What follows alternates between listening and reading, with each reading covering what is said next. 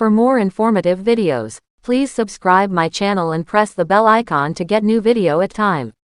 Like the video and comment section about video. ہمیشہ کی طرح مغربی طاقتوں کی غلام قوم ہی رہے گی یا پھر غلامی کی زنجیریں توڑ دے گی؟ واضح رہے کہ ایک جانب وہ تمام تر سیاسی جماعتیں ہیں جنہوں نے عرصہ دراز سے حکومتی ایوانوں میں بیٹھنے کے باوجود سوائے اپنی جیبیں بھرنے اور اپنوں کو نوازنے کے علاوہ ایک ٹکے کا کام نہیں کیا۔ بہرحال پاکستانی عوام کو ووٹ کے بدلے طاغوتی طاقتوں کی غلامی کا لازوال تحفہ ضرور دے گئے۔ اب یہ سبھی جماعتیں ایک بار پھر قومی خزانے کو لوٹنے کے لیے خان کے خلاف متحد ہو چکی ہیں، لیکن اس وقت سب سے اہم سوال یہ ہے کہ آخر اپوزیشن والے عمران خان کو ہٹانا کیوں چاہتے ہیں؟ یہ خان کو اس لیے ہٹانا چاہتے ہیں کیونکہ خان تنے تنہا کرپٹ مافیا کا مقابلہ کر رہا ہے۔ یہ خان کو اس لیے ہٹانا چاہتے ہیں کیونکہ خان نے برسوں سے اقتدار کے مزے لوٹنے والوں کو جیل کی ہوا کھلائی ہے۔ یہ خان کو اس لیے بھی ہٹانا چاہتے ہیں کیونکہ خان نے عالم افق پر پاکستان اور سب سے بڑھ کر اسلام، پیارے نبی صلی اللہ علیہ وآلہ وسلم کو عزت دلائی ہے۔ یہ اس لیے ہٹانا چاہتے ہیں کیونکہ عمران خان نے امریکہ جیسی سپر پاور کے آگے ابسلوٹلی ناٹ کا کلمہ حق بلند کیا ہے۔ یہ اس لیے بھی ہٹانا چاہتے ہیں کیونکہ خان نے برآمدات کو بہتر بنا دیا ہے۔ یہ عمران خان کو اس لیے ہٹانا چاہتے ہیں کیونکہ خان نے ایک دہائی سے جاری ریکڈوک کیس کا مقدمہ جیتا ہے، جس میں عمران خان نے انٹرنیشنل عدالت سے پاکستان کا 11,000 ارب ڈالر کا جرمانہ معاف کروانے کے علاوہ کینیڈین کمپنی کو 11,000 ارب ڈالر کی انویسٹمنٹ کرنے پر قائل بھی کر لیا ہے۔ دوستو، اگر ہم عمران خان کے صرف اس منصوبے کو سامنے رکھ کر سوچیں تو یہ خان کا وہ کارنامہ ہے جو خان کی تمام تر خامیوں پر پردہ ڈالنے کے لیے کافی ہے۔ یہ بات میں اس لیے کہہ رہا ہوں کیونکہ 11,000 ارب ڈالر جرمانہ اتارنے کے لیے پاکستان کو کئی دہائیاں لگ جاتی۔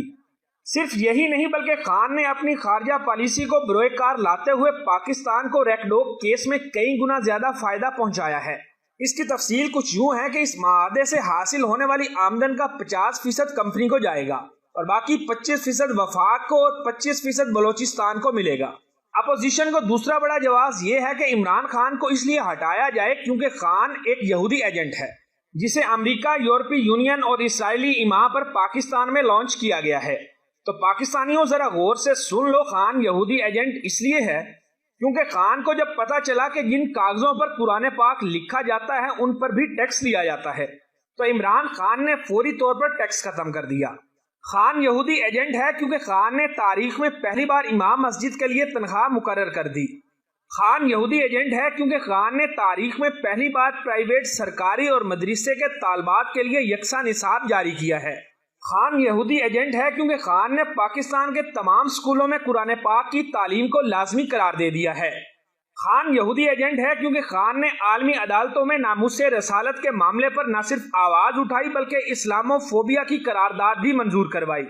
خان یہودی ایجنٹ ہے کیونکہ عمران خان نے انتہائی مشکل حالات میں OIC کا 48واں اجلاس پاکستان میں بلا کر نئی تاریخ رقم کرتے ہوئے طاغوتی طاقتوں کو کھلا کھلم چیلنج کیا۔ یہاں آپ کو یہ بھی بتاتا چلوں کہ نواز شریف 3 بار وزیر اعظم رہنے کے باوجود ایک بار بھی OIC اجلاس کروانا تو دور کی بات، OIC اجلاس میں تقریر تک بھی نہ کر سکے۔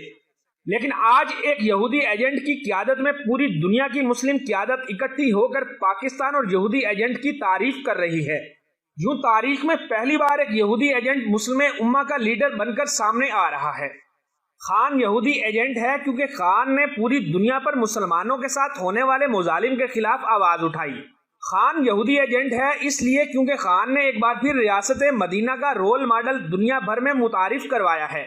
خان یہودی ایجنٹ ہے کیونکہ خان نے قرآن اور اسلام کے مطابق خواتین کو باپردہ رکھنے کا راستہ دکھایا ہے۔